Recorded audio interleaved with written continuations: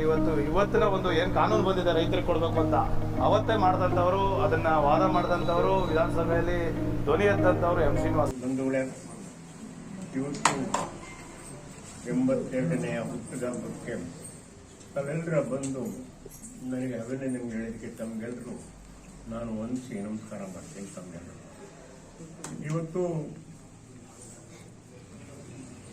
1942 ಉತ್ರಳ್ಳಿ ಅಂದರೆ ಬೆಂಗಳೂರಿಗೆ ಬಹಳ ಪ್ರಸಿದ್ಧವಾದಂಥ ಊರು. ಆ ಊರು ಅಂದರೆ ಬಹಳ ಹಿರಿಯ ನಮ್ಮ ಜನಾಂಗದ ಆ ಊರಿನಲ್ಲಿ ಹುಟ್ಟು ಬೆಳೆದಂಥವ್ರು. ಆಗಿನ ಕಾಲದಲ್ಲೇ ನಮ್ಮ ತಾತ ಆದವರು ಪಟೇಲರಾಗಿದ್ದರು. ನಮ್ಮದೇ ಅಂತ ದೊಡ್ಡ ಕುಟುಂಬ, ನಮ್ಮ ದೊಡ್ಡ ಕುಟುಂಬ, ಒಂದು 75-80 ಜನ ಇರ್ತಕ್ಕಂಥ ಕುಟುಂಬ, ದೊಡ್ಡ ಕುಟುಂಬ. ಅಲ್ಲಿ ಬೆಳೆದು ಬಂದು ಸರ್ವೋದಯ ವಿದ್ಯಾರ್ಥಿಗಳಲ್ಲಿ ವಿದ್ಯಾಭ್ಯಾಸ ಮಾಡಿ ನಾನು ಅಲ್ಲಿಂದ ಹಿಂದೂಸ್ತಾನ್ ಏರ್ಕ್ರಾಫ್ಟ್ನಾಗೆ ಏರೋ ಇಂಜಿನ್ ಕಂಡುಹಿಡಿಯುವಾಗ ಅದನ್ನು ಸ್ಪೇರ್ ಮಾಡಿದ್ದಕ್ಕೆ ನನಗೆ ಏಕಲವ್ಯ ಅಂತ ಬಿರುದನ್ನು ಕೊಟ್ಟಂಥದ್ದು ಹಿಂದೂಸ್ತಾನ್ ಏರ್ಕ್ರಾಫ್ಟ್.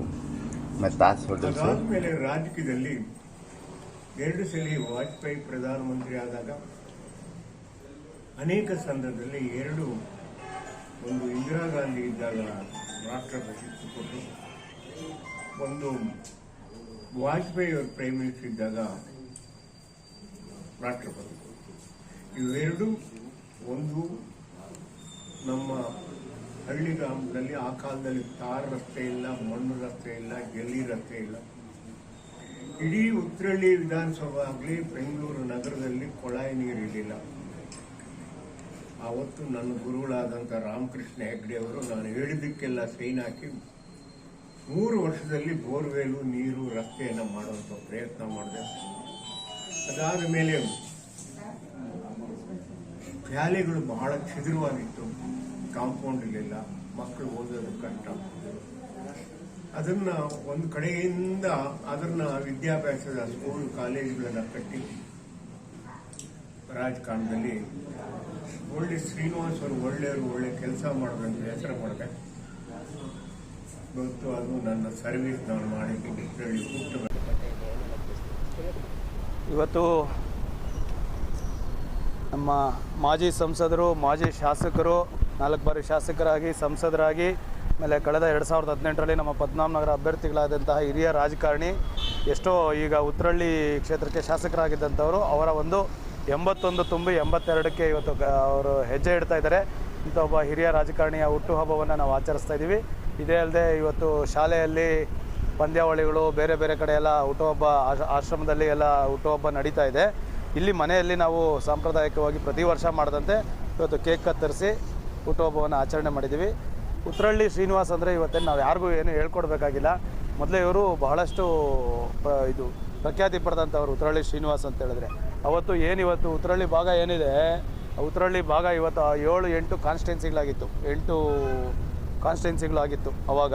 ಆ 8 ಕಾನ್ಸ್ಟಿಟ್ಯೂನ್ಸಿಗಳಿಗೆ ಕಾವೇರಿ ನೀರು ಕೊಡೋದ್ರಲ್ಲಾಗಲಿ ಅಥವಾ ರಸ್ತೆ ಮಾಡೋದ್ರಲ್ಲಾಗಲಿ, ಬೇರೆ ಅವಾಗ ಗುಂಡೂರವರು ಮುಖ್ಯಮಂತ್ರಿಗಳಾಗಿದ್ದಾಗ ಅವ್ರನ್ನೂ ಕರೆದು ಇಲ್ಲಿ ಬಹಳಷ್ಟು ಕೆಲಸ ಕಾರ್ಯಗಳನ್ನು ಉತ್ರಳ್ಳಿ ಭಾಗದಲ್ಲಿ ಮಾಡಿದಂಥವರು. ಈ ಒಂದು BDAದಲ್ಲಿ ರೈತರಿಗೆ, ಅವಾಗ ಇದೆಲ್ಲ ರೈತರ ಭೂಮಿ ಆಗಿತ್ತು ಅವರು ಶಾಸಕರಾಗಿದ್ದಾಗ, BDAದಲ್ಲಿ 1 ಎಕರೆಗೆ ಸೈಟನ್ನು ಕೊಡಲೇಬೇಕು ರೈತರಿಗೆ ಅಂತಕ್ಕಂಥದ್ದು ವಿಧಾನಸೌಧದಲ್ಲಿ ವಾದ ಮಾಡಿ ರೈತರಿಗೆ ಇವತ್ತಿನ ಒಂದು ಏನು ಕಾನೂನು ಬಂದಿದೆ ರೈತರಿಗೆ ಕೊಡಬೇಕು ಅಂತ ಅವತ್ತೇ ಮಾಡಿದಂಥವರು, ಅದನ್ನು ವಾದ ಮಾಡಿದಂಥವರು, ವಿಧಾನಸಭೆಯಲ್ಲಿ ಧ್ವನಿ ಎದ್ದಂಥವರು ಎಂ ಶ್ರೀನಿವಾಸ್ ಅವರು. ಅಂಥವರ ಹುಟ್ಟುಹಬ್ಬ ಆಚರಣೆ ಮಾಡ್ತಾ ಇರ್ತಕ್ಕಂಥದ್ದು ನಮ್ಮಂಥವ್ರಿಗೆ ಒಂದು ಸೌಭಾಗ್ಯ ಅಂತ ಹೇಳ್ಬೋದು. ನಮಗೆಲ್ಲ ಗುರುಗಳಾಗಿ ರಾಜಕೀಯದಲ್ಲಿ ಅವ್ರು ಇವತ್ತಿಗೂ ಕೂಡ ಎಲ್ಲ ಕಿರಿಯರಿಗೆ ಮತ್ತು ಇವತ್ತು ಅವರ ಫಾಲೋವರ್ಸೇ ಒಂದು 100 ಜನ ಕಾರ್ಪೊರೇಟರ್ ಆಗಿದ್ದಾರೆ. ನಾವು ಆ ಥರ ಒಬ್ಬ ಹಿರಿಯ ರಾಜಕಾರಣಿ. ಅವ್ರಿಗೆ ಮತ್ತೊಮ್ಮೆ ಹುಟ್ಟುಹಬ್ಬದ ಶುಭಾಶಯಗಳನ್ನು ಈ ಮೂಲಕ ತಿಳಿಸ್ತಾ ಇದ್ದೀವಿ. ಇವತ್ತು ಎಂ ಶ್ರೀನಿವಾಸರು ಹಿರಿಯ ರಾಜಕಾರಣಿ, ಹಿರಿಯ ನಾಯಕರು, ಅವರ ಹುಟ್ಟುಹಬ್ಬ. ಇವತ್ತು ಉತ್ರಳ್ಳಿ ವಿಧಾನಕ್ಷೇತ್ರ ಇರೋ ಟೈಮಲ್ಲಿ ಹಲವಾರು ಅಭಿವೃದ್ಧಿಗಳೇನು ಮಾಡಿದ್ದಾರೆ.